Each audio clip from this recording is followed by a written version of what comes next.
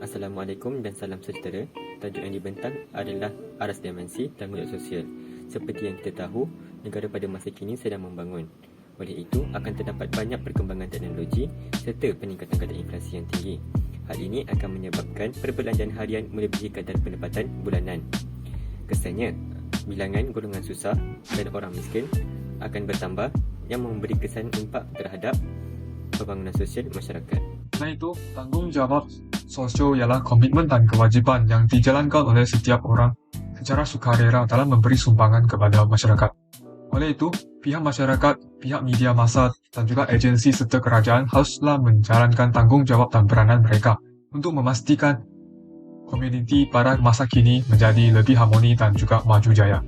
Terdapat pelbagai jenis isu dan kepentingan yang dialami oleh pelajar-pelajar yang miskin.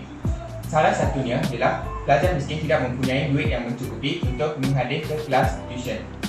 Selain itu, pelajar-pelajar miskin tidak mempunyai duit yang mencukupi untuk membeli gadget-gadget untuk menghadiri kelas online.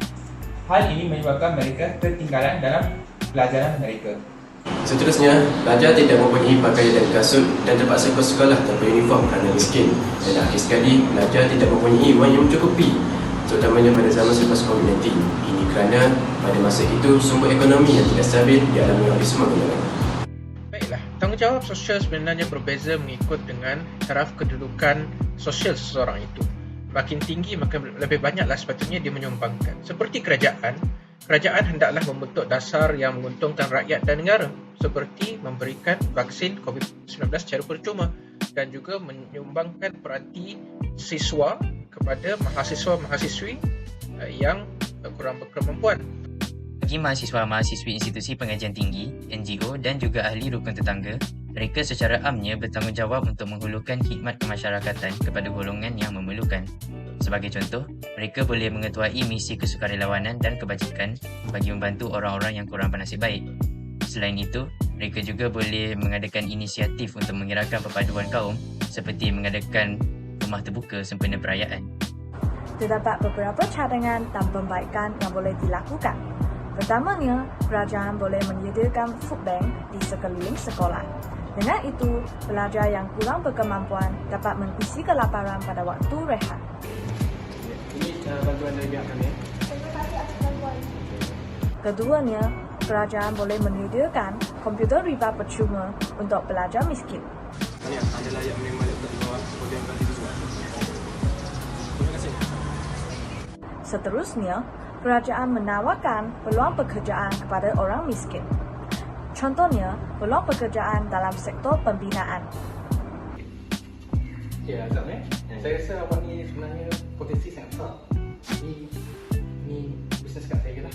Apa-apa awak kontak saya ni. Oh, terima kasih tuan. Apa-apa nanti kita jumpa ya. Okey, terima kasih. Ini bos kontrak yang disediakan. Okey. Terima kasih, bos.